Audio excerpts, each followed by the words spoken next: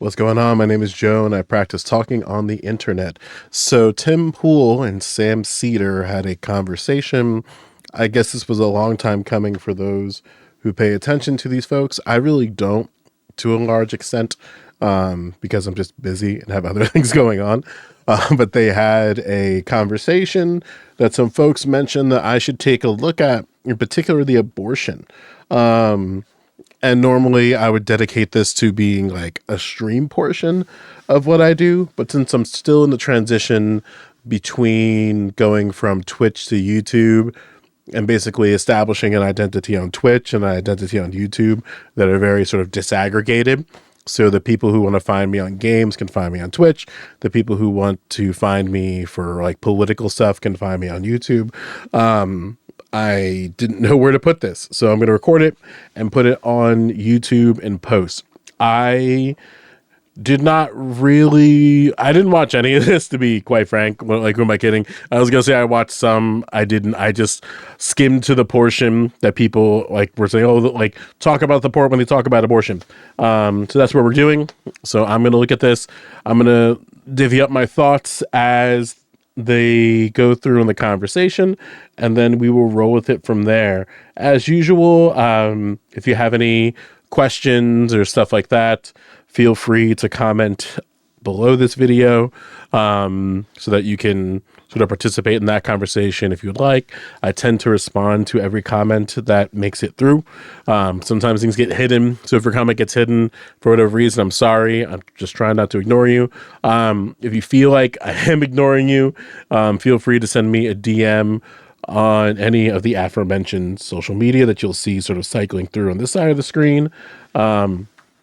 So yeah, with that being said, this is Tim Pool and Sam Sedar talking about abortion.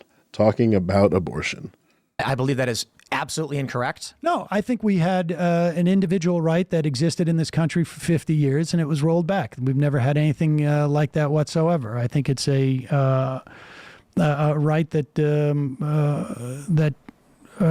when taken away, deprives people who have babies their sovereignty over their own body, and it's both an economic issue and a personal liberty issue. What do you think there should be restrictions on abortion? Yeah. I mean, the problem with restrictions, like, for instance, we say only in the case of, let's say, a danger to a woman, or a woman's life, is that is extremely difficult to assess where that line is. And we've seen this. 2 women have died at least in Texas as a function of the abortion ban that they have there. We also know that infant mortality in the wake of the Texas thing, because there's been studies on this, increased 15% in the wake of the abortion ban there. So in general, I would say that restrictions are in practice not viable, not doable, because you end up costing women their lives. I think that to the extent that I would have restrictions, I think you need a medical provider to provide abortions, that go past the maybe midway through the second trimester. Okay, that was a lot. So what I can parse out from Sam is that generally he thinks that restrictions in practice are not, he was going to say viable, but doable, I guess, is another way of looking at it. And then that you would need to have some type of medical provider to provide an abortion that may go past the second trimester. I would need somebody to confirm this, but I don't think that organizations or institutions, however you want to describe it, but entities like Planned Parenthood, women's space, I don't think those type of places even provide things beyond first trimester stuff. Again, I'd have to look into a little bit more. I am not a woman, therefore I have no idea. So I don't know where that would put in. I understand him clarifying that, where it's like, yeah, after the second trimester, you would want people to be in a situation where they're with medical professionals when it comes to that portion of the procedure. I understand that distinction. I don't think I'm not the biggest fan of the person argument insofar as like we're doing these things because of just the individual and it's the individual's choice. I think it's a little bit easier to understand that the decision that this person makes is also an interaction with all the social, political, cultural, basically all the institutions that make up this person, and they're interacting with those in real time. So that decision to go through with an abortion is in reflection with those institutions. I don't think women are going into places and just saying I'm having an abortion and it's completely unreflective. I don't think that's the case. Which is why I don't think the medical field really carves out those problems that are outside of the medical. So like a mother or sorry, excuse me, somebody who's pregnant is making this determination based on all of these things around them. They're basically essentially determining how they want to and are able to have a family, because that's basically what happens. Once that child is in the oven and growing and getting cooked, they're basically just, they're deciding that we're like, this is when I want to have a family. And not every single person is ready to make that leap in interaction with all their other, the institutions that they're engaging with. So I think it's completely understandable for women to elect to go into an abortion for financial reasons, for institutional reasons, like their job or something like that. I think you need to keep those exceptions and those things within that. Like I think women and anyone who can have a child and any family that wants to have a child are making these determinations as they're engaging with the world around them. So you can't just divorce that. You can't just divorce that. It's like, oh, child, it's murder in all cases. Like, even if I were to agree, for me, this is just for me, even if I were to agree that it's murder in all cases, I would still think we need abortions. It is a necessary procedure to allow people to self-determine when and how they want to have a family. You're going to have to, for me, it doesn't matter. Like the moralization of, oh, it's murder, I think is absolutely irrelevant, because at the end of the day, the relevant thing should be, should people be able to make the decision of when and how they enter into the concept of a family, the concept of family life and ethical family life. Like, I think the family is the most important aspect of this. And when you take away that aspect of them determining how they want to have a family, how and when, you basically put everything else into flux. So in short, yeah, like you might want to make some clarifications so you don't have people just going through dangerous procedures without medical professionals.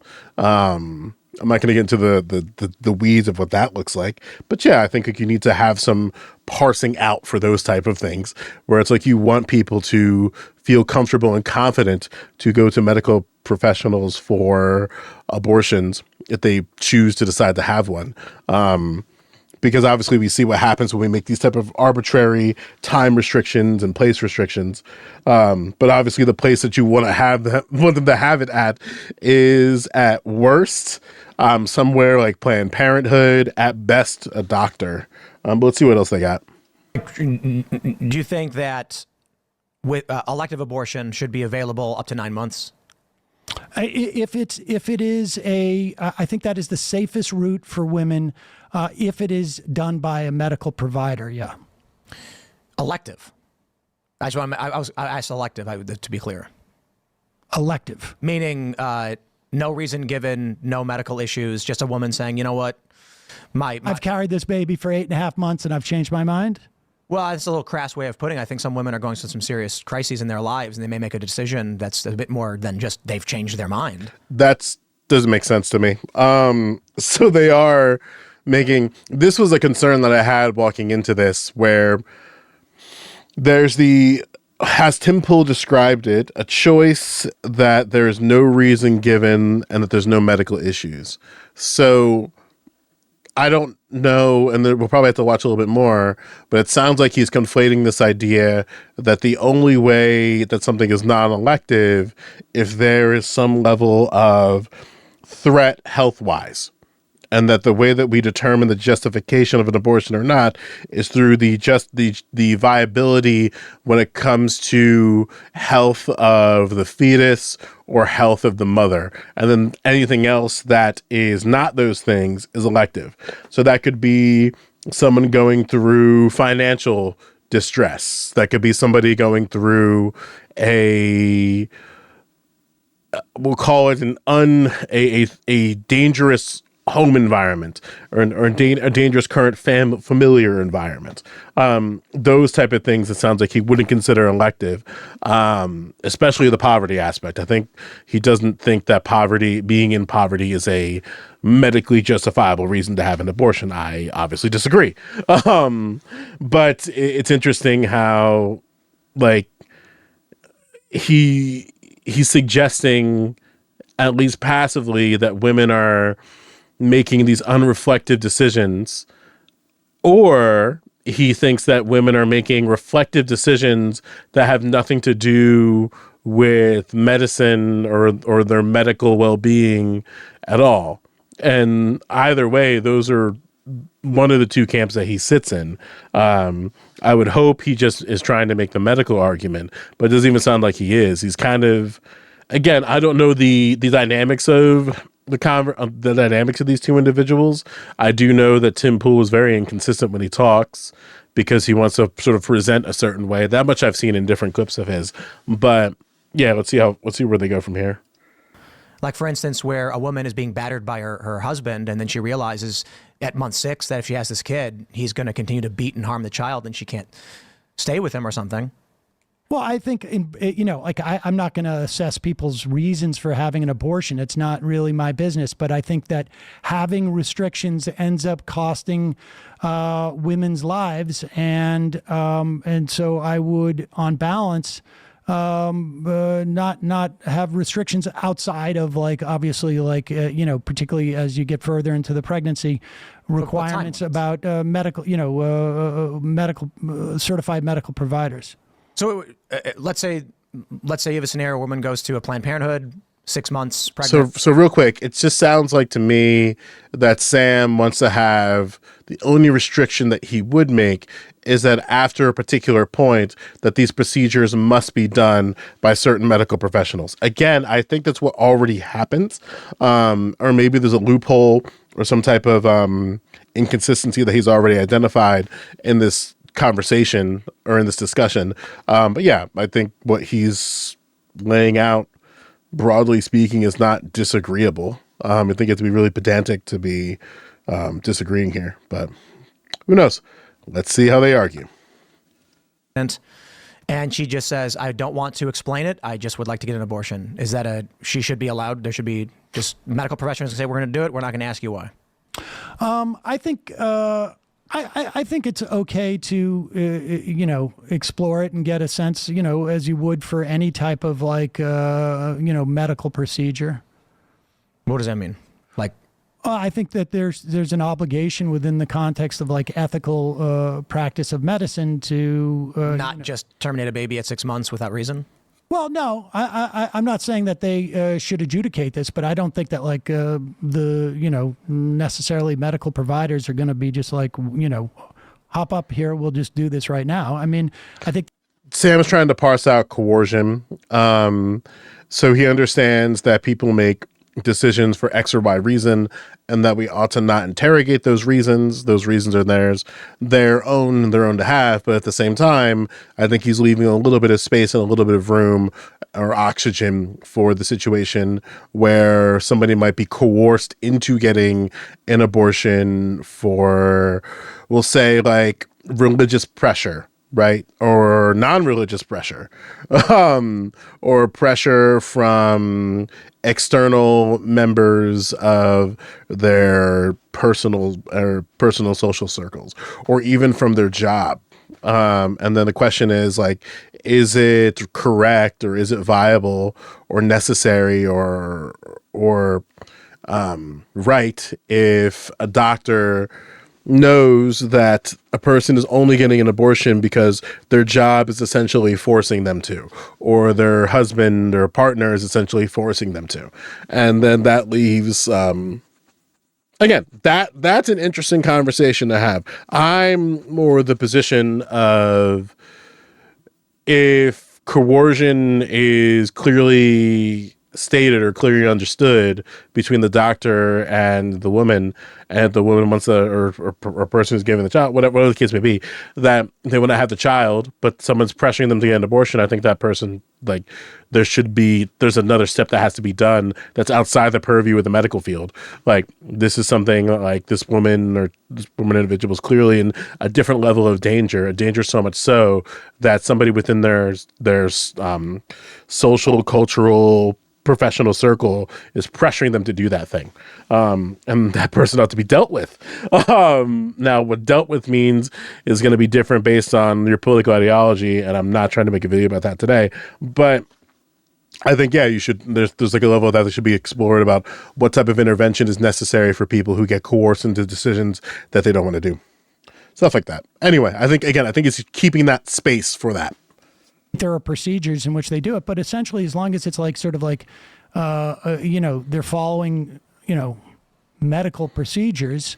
Like, I don't think that somebody can, walk in here at 6 months and say to you, like, can you get rid of my baby? And you're allowed to do it. No, but I'm just asking, like, should there be a time limit, like 16 weeks? I think that is, that endangers women too much. So the answer is no. I don't believe so. So, but that would create a circumstance, be it as rare as, it may be, but where there's like an 8-month abortion. It's conceivable. Yeah, like Sam allows for third trimester abortions within his framework. I think it's pretty understandable. Yeah, that's why I don't know. I hope he doesn't continue after that. But I mean, I understand some people don't like the idea of being matter of fact in these type of things. But yeah, like it within Sam's framework. Sorry, Sam. Within Sam's framework, yeah, an 8th-month abortion, 8.5 months. All of those things are possible. Even situations where like the child is not viable at 9 months, but then that's a totally different thing. If a child isn't viable at month 9. I mean, certainly in the 8th or 9th month. I mean, here's the thing: in the 8th or 9th month, you can you may find that the child is going to not be viable. But we're not talking about that. We're talking about elective. Like, I'm specifically trying to ask about that. But here's the danger, though. Like, and this is what I'm talking about. Why you have women who have died in Texas, and there's probably a lot more that we're not aware of, is that imposing these restrictions is not like there's no like bulb that shows up when you say this child is 100% not viable, or that your life is 100% not threatened. Like, where's the threshold? Is it at 20%? If the woman's life is in jeopardy, it's 20%. And this is, a vague, a doctor doesn't have like some meter that they put on the, the woman and say, oh, okay, your life is at 20%. No, these are vague determinations. And when you impose these type of restrictions on, what invariably happens is women die, because in real life, not hypothetical world, in real life, the doctors are afraid of crossing a threshold where they could get imprisoned, or they could lose their license, or conceivably the woman might too. And so I leave it up to a doctor and the patient. I don't know what constitutes even elective. Like, is it elective if there's a 20% chance I'm going to die? No. That's not elective. It's not elective. What about 5%? That's not elective. What about 1%? Not elective. Okay. Again, Tim is clearly trying to articulate that he believes that a choice that is non-reflective as it regards to medicine and medical procedures is an elective procedure. I think a better question again to ask him would be like, if a mother is if a woman is in poverty while they're having that child, is that mother or woman having an abortion a elective procedure? Like, we understand that poverty is not something that is a quality outcome for anybody, and generally speaking, poverty puts a child in dire conditions as opposed to not being in poverty. So if a woman decides to have an abortion because they are in poverty, is that a correct position? And I think Tim would probably say no, because some level of meritocracy exists within his framework.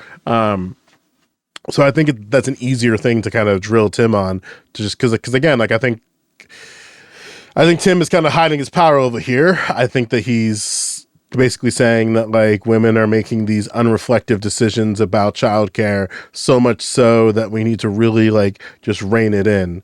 But in reality, like, people are making these decisions of having abortion for reflective reasons, and there's just certain reflective reasons that he disagrees with. Yeah. We know that Elective is usually used to describe 0.5%. I've decided I don't want the baby anymore. Because we know that, there's always a danger of a woman dying in childbirth, and it's above zero. So Oh, come on. No, We're trying to be reasonable, right? We No. want to solve the problem. We don't want to just say, oh, What's the problem? Geez. There are conservatives who believe that if the baby is, well, for many, I don't even believe in IVF, because even a fertilized, embryo is life. What's the problem? I understand that there are Problem is religious the people who distinction don't like what I between do, but what's the problem? The death of a baby. Well, Okay, so okay. So if the problem is the death of a baby, then that's not a problem, because you don't even agree on when a fetus is an actual person. And earlier in the conversation, I think I missed that portion, they suggested that we need to define what a person is, and by defining what a person is, then we can start making guardrails for an abortion, which is a terrible, terrible metric. And I don't think the government nor the judicial should ever be in the business of defining what a person is. We clearly know who people are, so I think that the idea of a person is settled, but I guess legally it's not. But even then, I don't think legally we would be in the business of defining a person, like defining definitively what a person is 100%. Like even during the construction of the country, the reason why, like, we knew that it wasn't that we didn't know what a person was. It was for Black Americans, I'm speaking specifically to, like, it wasn't that we didn't know what a person was. It was that we didn't think that Black people were actually fully realized people. Like, and by them being not fully realized people, then we can allow for different types of nonsense. But it wasn't that we were trying to define a person, and by definition of a person, oh, Black people are clearly people. No, we knew that Black people were people. And I think to suggest that the founders did not think that Black people were people is a gross misrepresentation of how that shit went. Sorry, how that stuff, excuse me. Trying not to curse on these things, went down. I think in reality, we knew what a person was, but we wanted to create exception to say that, oh, these are not people. We know they're people, but we're going to carve out legally that they're not in these type of contexts to basically restrict their power, restrict their self-determination, what have you. I would contend that I just don't think the government is interested in defining personhood, nor is the judicial. The same way that they're skeptical about defining what a woman is and what a man is. I think it's the same, not the same like issue, but the same type of like through line. The same government and judicial that does not want to define what a man or a woman is the same government and judicial that does not want to be in the business of defining what a person is. We're talking about the death of a fetus.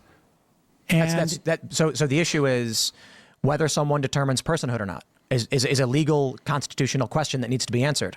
For instance, in Civil War, they didn't think black people were humans who had civil rights, and that's. Oh God, he did it. He did the thing. He literally did the thing that I was afraid of. I'm not going to rehash it again, but I can't believe he did that. Clearly the psychotic way to view the world. But you holding the view that an unborn child is or is not an individual who holds a view, whether they are or not, is an unanswered question at the Supreme Court level that I believe sooner or later will be answered. And they may make a determination that the unborn are persons who are. What do you think? Man, that's tough. I tend to be traditionally pro-choice. I think that when you have... do you think there should be restrictions on abortion? 100%. What should those restrictions be? Time limit for sure, but I don't know. I'm not smart enough to give you a certain amount of time. But here's the problem: is that I'm not smart enough to give. I'm going to write this down somewhere so I don't forget. I'm not smart enough to give you a certain amount of time. I think it's going to come up later. when you in practice, that time limit ends up killing women. Well, you've got a dying baby or a dying woman, and we're trying to figure out how to save them both. Well, I mean, one We got a dying baby and a dying woman. We got to figure out how to save them both. Is really funny. But anyway. Restrictions are if the baby can survive. Again, this is funny because I'm not smart enough to give a certain amount of time. So if you're not smart enough to give a certain amount of time, then the time limit for you is actually irrelevant. You don't care where the time, there's no, oh my goodness gracious, there's no time for him.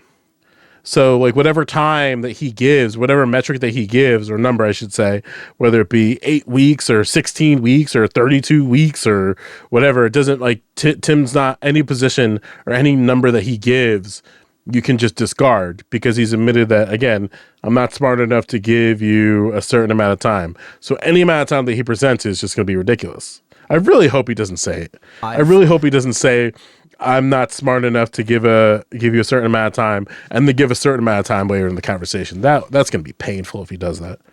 Why kill it? So you're saying viability. So yeah, viability is huge, and medical technology is rapidly expanding that. But there's still a lot of questions in how we handle it. So my position is that the government can't mandate one person provide their body to another person. However, if a person provides consent in the initial phase, now they have an obligation for a certain time period. So whoa, what? Wait a minute. What? We're getting lost here, huh? So if somebody consents, there's a certain time. Wait, I gotta run that back. That was incredible, but I want to make sure I got him right. Well, I'm so sorry. So you're saying viability. So yeah, viability is huge, and medical technology is rapidly expanding that. But there's still a lot of questions in how we handle it. So my position is that the government can't mandate one person provide their body to another person. However, if a person provides consent in the initial phase, now they have an obligation for a certain time period. If a person applies consent in the initial phase, then they have an obligation towards a time period. But that time period is arbitrary because you're not smart enough to give a certain amount of time. So why would you say a certain amount of time where you don't know where that number is? That's the part that's confusing to me. But what do I know? So if you have sex and you get pregnant, you are obligated to carry that baby to term. Is that what you're saying? I think that I'd be in favor of abortion up to a certain point. Well, but I don't understand what the logic is there. True Earth is making laundry That's a good point. easier. Listen, YouTube is saving us here. All right, so very, very clear. That's just a YouTube ad that I got hit from. Yeah, it looks like they're about to get really weird there. I strongly recommend you watching the full video because it looks like this. I don't want this recording to go too long here. But yeah, it's a little obviously rough and messy. For me, the priority should be families and recognizing that people should be able to determine when and how they enter into that institution. And abortion is a necessary procedure for that. It's always going to be a necessary procedure for that. and creating restrictions on time and even restrictions on electability is just it's just a guardrail that I don't think is necessary in this context. Obviously, what Sam was bringing up, the idea of at a certain point, then it has to be done in a particular place. I understand why he's coming to that conclusion. Again, I don't know enough to know if there are people who are getting abortions outside of a place like Planned Parenthood or outside of like an institution that's around reproductive health. But again, I'd have to look that up a little bit more. But yeah, my position again is coming from the line of families, and that people should be able to self-determine when and how their family is realized, and abortion is a necessary procedure for that. And I think that women are making reflective choices in that determination, and that reflection comes from how they are currently engaging with the institutions around them, with the structures around them, and then how those structures and institutions will be engaging with them before, during, and after the child. And they make those determinations in real time. I think abortion is a very reflective decision that people enter into. And we should acknowledge that reflection and not hide it around this idea of electives. I think medically speaking, it's the medical justification for an abortion is always going to be in flux with the social justification for abortion.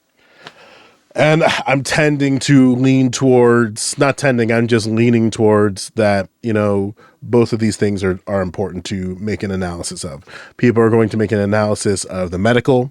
And then for the medical field, it's an easy thing to understand. And then there's the social aspect for it, where like this child will pull me down into poverty. This child will pull me into a compromised position where I'm not able to properly or substantively care for this child, and stuff like that. And they can make that determination early, and they can make that determination somewhere in the middle, and they can even make that determination a little bit later than necessary.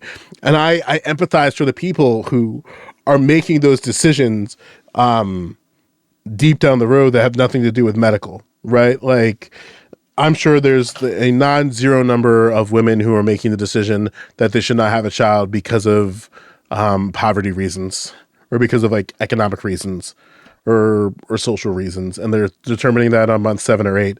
I think they still are entitled to an abortion and able to go through the steps to get one. These things also aren't cheap, and there's this whole Medicare, and healthcare aspect to that. But that's a video for a different day. So I appreciate you sitting through this. If you are, if you made it all the way to the end, thanks. Be sure to comment if you have any questions or want to continue the conversation. You can also send me a message on all the aforementioned apps that you see floating at the side of your screen. And yeah, thanks for sitting through this. And I hope to catch you soon on something a little bit lighter. But what can you do? Take care now.